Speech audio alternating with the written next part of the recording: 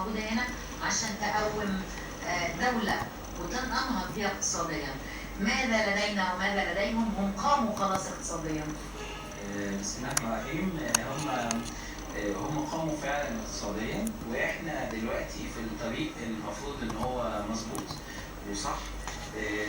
وضع البلد بيتحسن وبيتغير. في طبعا بعض العقبات اللي هتظل تقابلنا زي اللي المواطن البسيط بيحس بيها، ولكن دي بداية التكلفة للعبور لمرحلة. حضرتك كمتعلم بتقول كده، وانا كمتعلمة بقول كده، وفاهمة الحكومة وخطوات الاصلاح الاقتصادي، ولكن المواطن البسيط يعني صعب عليه قوي ان هو يفهم حتة المنظومة الاقتصادية دي، ان انا لازم ادفع ثمن صعب عشان اطلع ببلدي. انا مع حضرتك جدا، وهو لازم يحس بكده، وده حقه. والحقيقه احنا هنبسطها له ازاي؟ هنبسطها له ببعض الاجراءات اللي عملتها الحكومه اللي تسهل له حياته، زي رفع الدعم، رفع الدعم ليه اكتر، زياده الدعم، زي رفع الحد الادنى للاجور، زي برنامج اللي اسمه كرامه. بعض الامور بتسهل شويه الحياه للناس البسيطه، ولكن احنا كلنا بندفع ثمن تقدم مصر لقدام في الفتره الحاليه. النهارده احنا حتى بارقام بسيطه ممكن نحس قد ايه احنا اختلفنا اقتصاديا.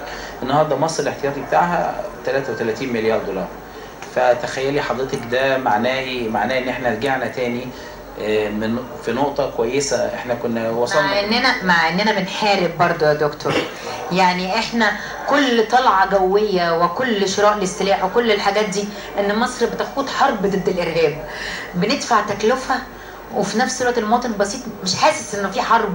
احنا هنا في المدن مش حاسين، بس في الحرب ليها تكلفة. ودي حقيقه، ودي الموازنه اللي بيعملها الحكومه والناس. قد نختلف مع الحكومه او نتفق، ولكن كلنا متفقين ان احنا بنعمل لمصر، حتى وان اختلفنا مع بعض الاجراءات. ده لا يمنع اختلافنا، لا يمنع. النهارده لما نتفرج على الصين دي من 50 سنه كانت بلد ما وراء التاريخ. ان الناس دي تعبت جدا. الناس دي في المظاهرات المتظاهرين اتسافرتهم مع الشارع. الناس دي كانت غرقانه في المخدرات، والناس دي مش في الوعي. النهارده الصين مصنع للعالم كله. بياكلوا الحشرات، كانوا بياكلوا اي حاجه، كانوا في مجاعات. النهارده ده مصنع العالم كله. النهارده الصين لما بدات تحس ان الشرق الاوسط من اهم الناس اللي بتستورد، حصل فيها بعض الركود. بص حضرتك السفاره عامله ايه؟ السفاره النهارده مشاركه في المهرجان ال15 في المكتبه. السفاره الحزب الشيوعي تاني سنه على التوالي يبعت انفيتيشنز للاحزاب هنا عشان تروح ويشوفوا التجربه اللي هناك. بداوا يتحركوا. بص السفاره حضرتك بتتحرك بسرعه جدا. كل الطبقات الشعب بتساعد في الاتجاه.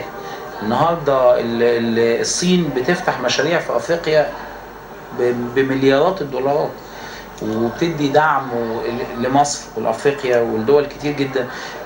ده ما كانش بالسهل. الناس دي اقتصادها بقى كده مش بالسهل. الاقتصاد الاكثر نموا في العالم مش بالسهل. احنا كمان لازم ندفع ضريبه عشان نطلع لقدام. لو ما دفعناش الضريبه دي مش هنعرف نطلع لقدام. انا مقدر تماما معاناه الناس البسطاء، ولكن دي ضريبه لازم ندفعها، ومرحله هنتخطاها فاتوره، وهنطلع لقدام لغايه ما نبقى ان شاء الله احسن.